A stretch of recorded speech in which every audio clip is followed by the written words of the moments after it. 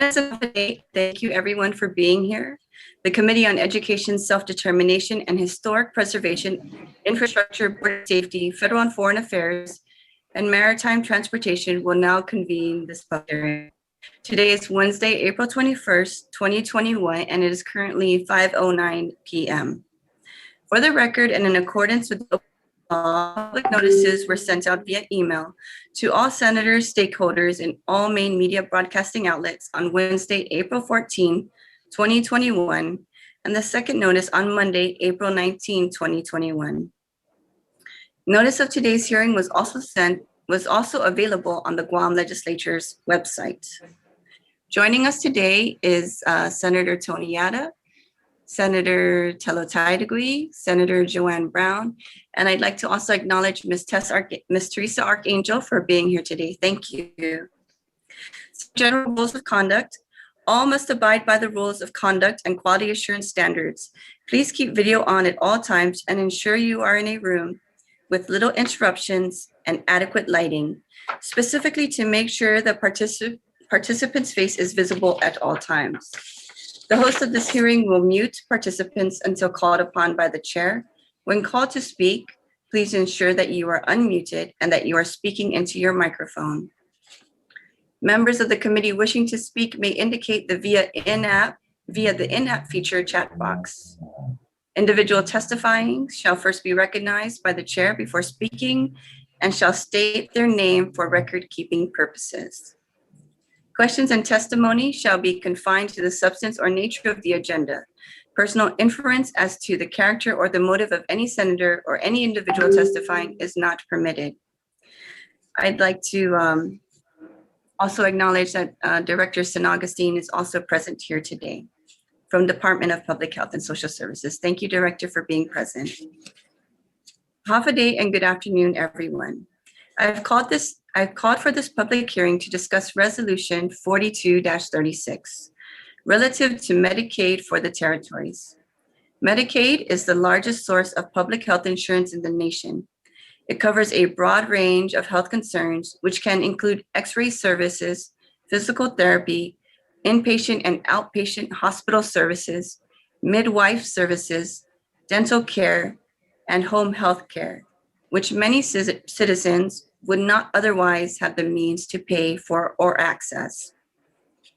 Currently, the elderly, adults with incomes below 133% of the local poverty level and citizens from the Compact of Free Association Nations are eligible for Medicaid.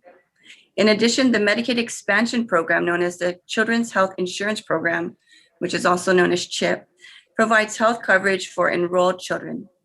Nearly 1/5 of our island's population benefits from Medicaid, but Guam, along with other territories, only have access to federal dollars that are not to exceed the annual mandatory ceiling amount provided in the Social Security Act. For further context, funds allocated to the states are now subject to a fixed amount, but are provided funds based on their prospective per capita incomes, allowing them to reach a federal medical assistance percentage of up to 83%. Guam and the other territories' percentage is statutorily set at 55%, which is inadequate to the unique issues we face due to our geographic location. To address this federal funding inequity to the territories, Honorable Delegate Gregorio Sablan of the CNMI introduced HR 265, which is known as the Insular Area Medicaid Parity Act, which was further supported by our Honorable Delegate Michael F. Nicolas. The bill would eliminate the federal funding cap for Medicaid in the territories, and if passed, could provide monumental contribution to Guam's health community. Our island could begin to address pressing issues like rising patient debt, our crumbling infrastructure, and our growing shortage in physicians, and to include specialty nurses. I'd like to thank the director for being present today, and also Tess Archangel. And I believe, Tess, you're going to give a testimony at this time. Is that correct, Director? Yes, you are, Senator Nelson. I was wondering though if I could just make some brief comments Tess has our official testimony written form, and I just wanted to make a few comments to what's going on this afternoon. Yes, thank you, Director. Sure. So, let me know when I can make a few comments now. Yes, please proceed. Thank you. Okay, sure. Senator Nelson, Senator Tidegly, Senator Joanne Brown, and Senator Tony Ada. I'm Martin Agustin. I'm the Director of Public Health and Social Services. So definitely, first and foremost, I want to thank all of you for joining in the rally and the support for the passage of this measure in terms of the delegates who have put this forth for consideration at our nation's capital.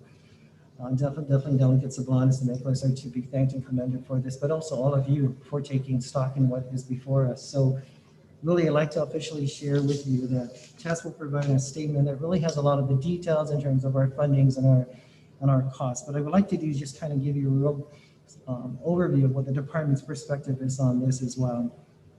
This measure, which is before to be considered, is long overdue. It will eliminate a structural legislative inequity that has severely restricted the ability of our limited resource healthcare systems to provide an adequate level of comprehensive and quality care appropriate to the needs of our American Pacific Islander communities.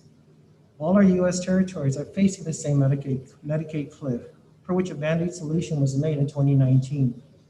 Yet a long-term solution is needed. Simply put, eliminate the cap and increase the federal medical assistance percentage, referred to as FMAP. Medicaid should be structured for U.S. territories to be able to fiscally plan year after year and not be subject to variables that may or may not support the current level of service. It is not sound practice to provide healthcare services at an increased level and then decrease the level of services or the number of participants due to funding decisions that are made for us and decisions that clearly do not take into account the real-life health concerns and challenges of Guam's people and its neighboring island nations who avail of Medicaid. Medicaid should be funded in a manner that supports a sustainable healthcare system. This way, the health departments and providers can properly plan a healthcare system that serves the community based on sound fiscal reliance, resulting in proper healthcare planning. Medicaid funding should be responsive to meet the changing needs of its communities, the communities it serves. There needs to be flexibility due to natural and other challenges that threaten the health of our community. Medicaid provides access and affordability to thousands of Guam residents, over 40,000 residents in 2020 alone. These two factors, access and affordability, are key factors to our community's health. Access to care and being able to afford health care are concerns families have.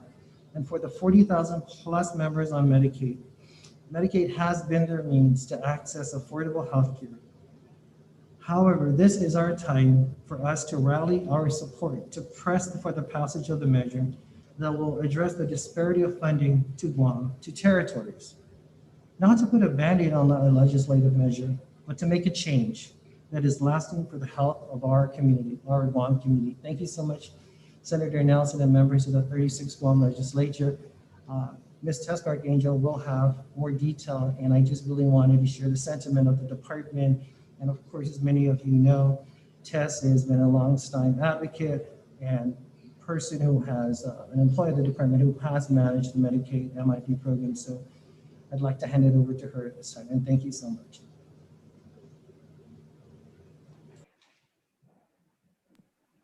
Thank you, Director.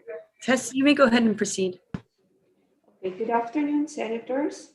In behalf of the Department of Public Health and Social Services, we also support your Resolution 4236 to support HR 265. To amend Title 21 of the Social Security Act to eliminate the general Medicaid funding limitations for territories of the United States and for other purposes. However, removing the cap without increasing the federal medical percentage or FMAP of the Medicaid program may not resolve or alleviate the funding shortfall in the succeeding fiscal years because of the 45% local match requirement.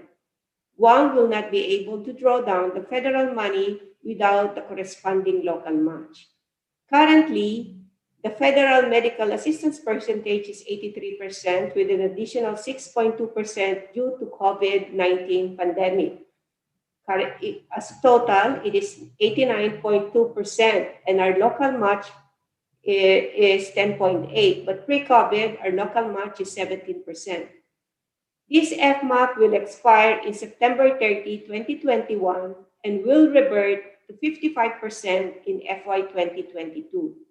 Based on the table that I provided, based on the historical expenditure of Medicaid, the medical cost is growing, brought about by new drugs, advancing medical technology, or new treatment modalities, and new health standards or policies, not to mention the increase on healthcare services utilization.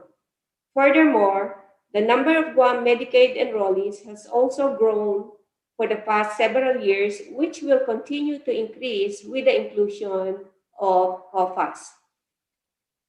In FY 2020, the total expenditure of Medicaid payments and admin is 160 million.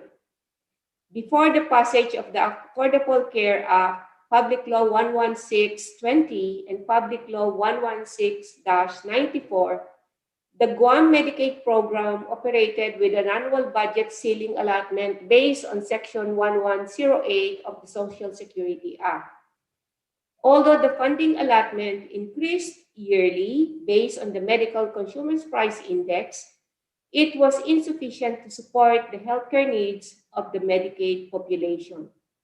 If no action is taken to resolve this long-standing regulation, Guam will then revert to receiving fewer federal dollars, which is approximately 19 to 20 million for fiscal year 2022.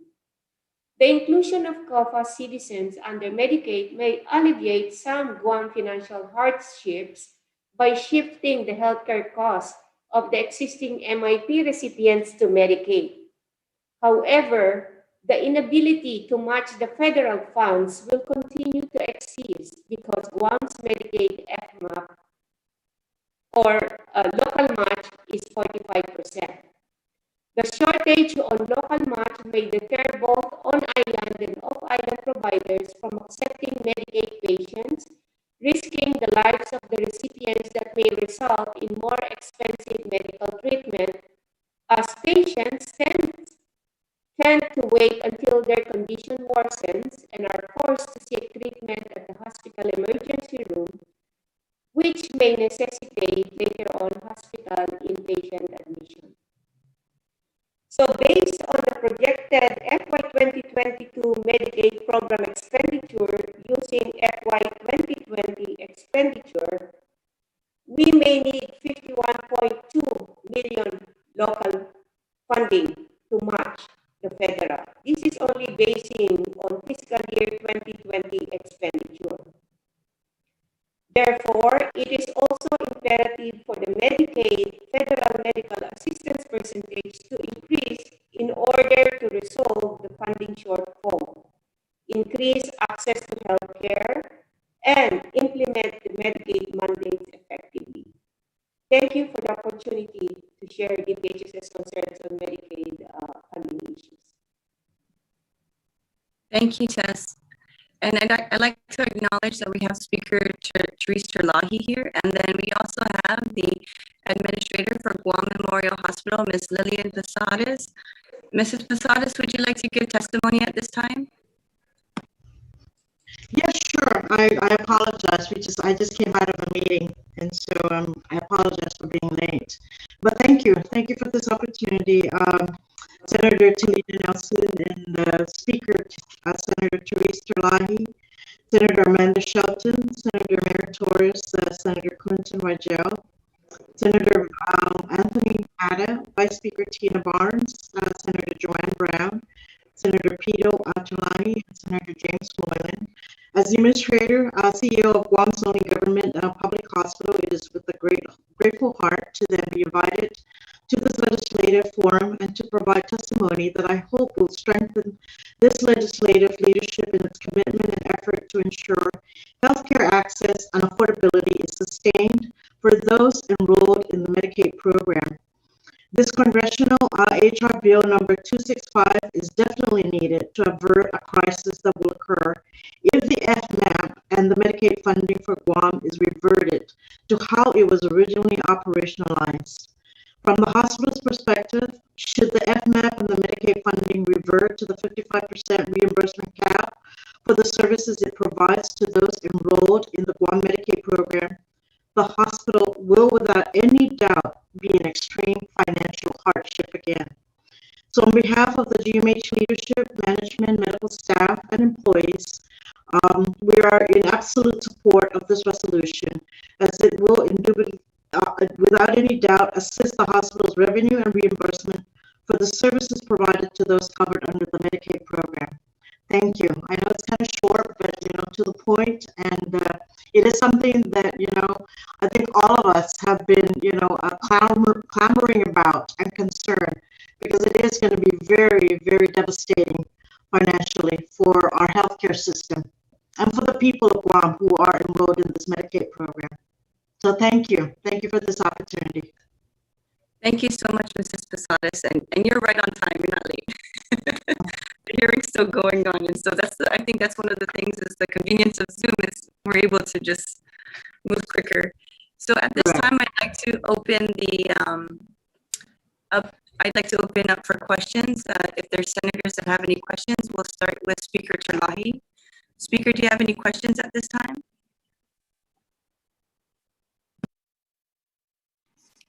I don't have any questions. I do want to commend Representative Kilili and, of course, our own congressman for being sponsors of this and introducing this legislation to Congress. I also very much want to commend the Department of Public Health and Social Services, our director, and Ms. Archangel, who's been there for many years and has actually been to Congress to advocate for exactly this type of treatment for Guam in particular, as to Medicaid, and because of her and all of our concern regarding covering as many people as possible. And so I think we've been very consistent. It's something I think we all agree on. Thank you, Lillian, for your testimony as well. And I am very proud to be part of this team that is when I don't know if you've ever watched Tess testify to Congress. I just am so proud of her and all her work in this division, and her expertise in this regard, and her ability to make this funds kind of go as far as it absolutely can. And we've seen that prior to the pandemic. We've seen it again during the pandemic. She's thinking all the time about ways to stretch it, to make it reach the people who she knows it really needs to reach. And so if I could just take this opportunity to say that, and again, urge Congress to support this resolution. Thank you, Madam Chair. Thank you, Speaker. Senator Ada, do you have any questions or comments at this time?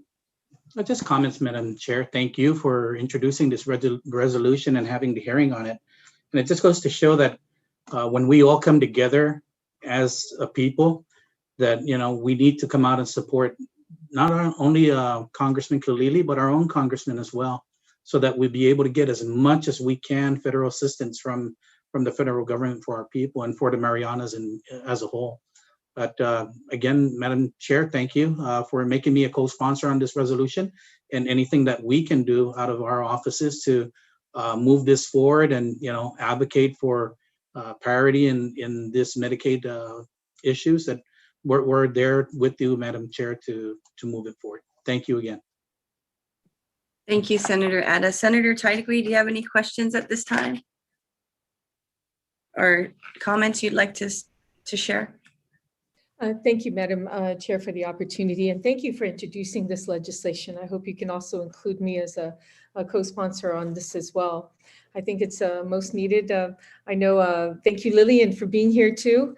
You're never too late when you come aboard. I mean, you're so busy, and it's it's a great surprise that we can actually have you here, that you took some time out, and greatly appreciate it. And thank you for all your hard work. And as well as the speaker mentioned about Tess and how amazing she is. I really rely a whole lot on her when it comes to questions with regards to anything, even, MIP as well as Medicaid, Medicare. She's the encyclopedia to go to when you need to know that information. And she's helped me at many times. And I want to thank you so much for all you've done, Tess. Thank you so much. And Mr. Director, she's a gem over there. So please, give her all the support she needs, because I truly believe that she's really for the best interest of the people of Guam, that she works this hard for, and greatly appreciate it. So, and to the congressman and also both congressmen, kudos and thank you for your advocacy, and let us know what else we can do to help assist you in this endeavor. Thank you so much. Thank you, Senator Taitigui. Senator Brown, do you have any questions or comments at this time? Thank you very much, Madam Chair. Just a very short comment. I think pretty much we're all on the same page, and certainly thank you for sponsoring this resolution. We're certainly in line very much with our delegate from the CNMI, Congressman Kilili Sablan, as well as certainly our Congressman Mike San Nicolas, in supporting this initiative. I think if we're able certainly to get more federal resources into the Medicaid program on Guam, it's going to alleviate a lot of the pressure that we have with regards to funding the treatment and medical needs of our people, and certainly will improve the overall health care that's provided to our communities. So I don't have much more to add than what has been already put forth, but thank you to everyone who's participated and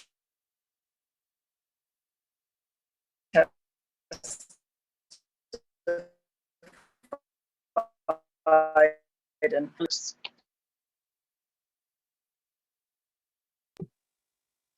Okay, I think we lost Senator Brown, but we can come back to her. Tess, I do have a question or two. I want to thank you for your very thorough testimony.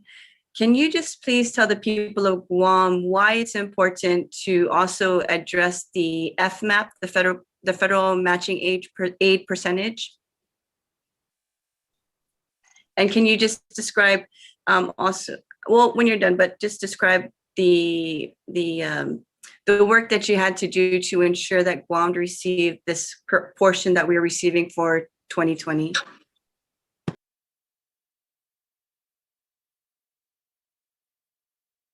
Oh, you have to unmute.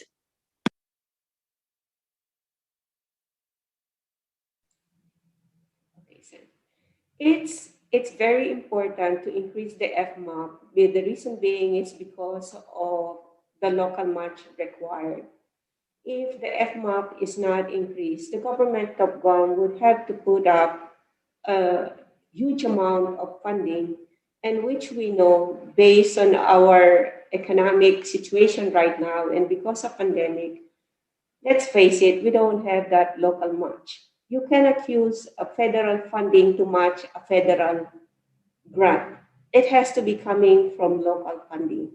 So with that, based on the analysis, based on the expenditure, historical expenditure, we would need 40 million to 51 or to 55 million in order to draw down that federal funding.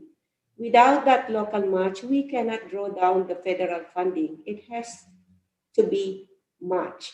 So to me, it will not, though we want to remove the cap, it will not be much of a benefit for Guam because we won't be able to spend it. Even if they gave us 130 million or 200 million, if there's no equivalent local match, then we won't be able to pay for those services.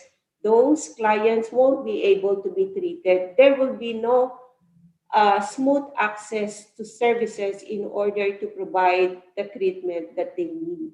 So in summation, in reality, we would need that FMAP to be increased, which is the maximum FMAP that the federal right now can give is 83%. And can you just speak historically in FY 19 and 18, was the local government able to match the federal? Yes. Okay. Yes, we were able to match that as what we have done. We testified through Congress. We showed them our expenditure. We showed the historical utilization of services. And we told them about the difficulty.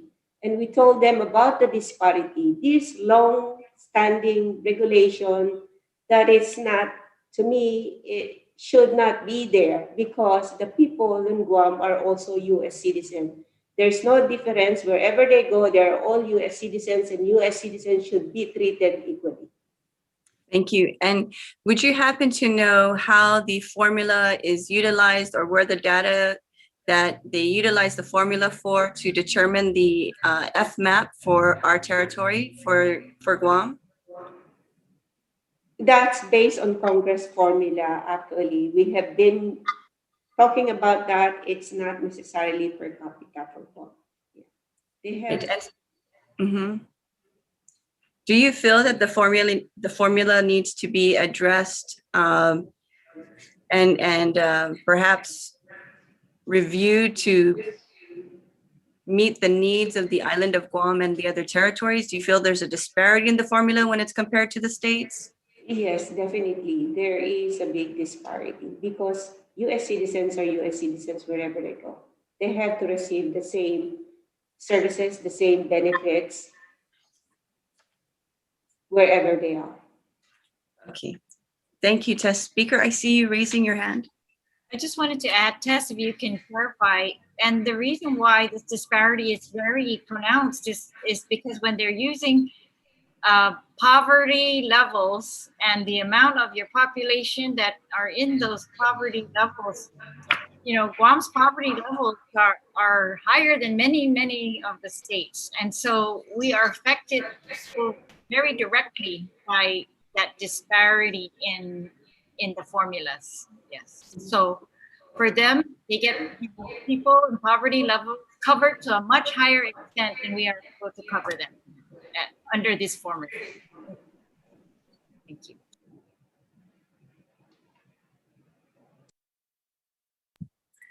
Okay, thank you. Tess, I want to thank you again for your testimony. I'm hoping that we can perhaps make an amendment to also advocate for the formula to perhaps maybe be looked at and re-engaged, and perhaps even adjusting the FMAP and perhaps keeping it consistent with the amount that the 83% that we received for this year. And so I want to thank you. I think were you accompanied with anyone when you went to Congress to advocate for this? Yes, the previous director, Ms. Linda DeNorsi, she was there. Okay, great. So I just want to thank Mr. Norcy and you for the hard work that you've done. And I also understand that that Guam also submitted testimony during one of the roundtable discussions addressing Medicaid. Is that correct? Yes, Senator.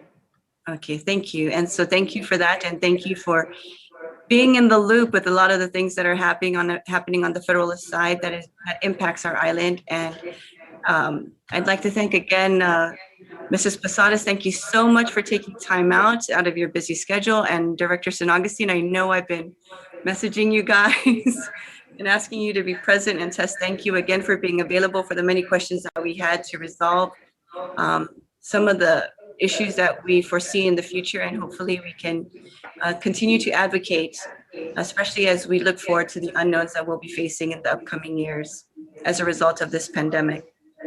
So with that being said, I'd like to thank my colleagues for being present, and thank you everyone for being here today. And we will now adjourn this public hearing. It is 5:37 in the afternoon. Thank you, everyone. Have a good evening and God bless you. Thank you. Bye-bye.